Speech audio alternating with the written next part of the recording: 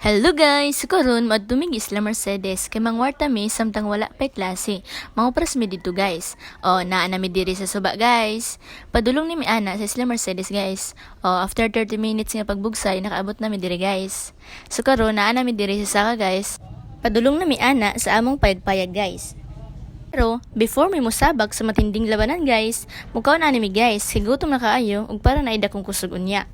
Naa nami diri sa kalubihan guys. So diri nagsugod ng buak og lubi si Mama La Dimple guys. Pagkatapos niyang buak guys, naglugit na po dayon ko guys para madali mi guys. Tas naghaling pud anay si Mama La Jinjin guys kay grabe kay daghan og lamok. Fast forward guys, natapos na migbuak og lugit sa lubi. So mauna na guys, amo na dahil gipang sulod sa sako ang lubi, tas gipang pasa na dahil namo padulong sa saka.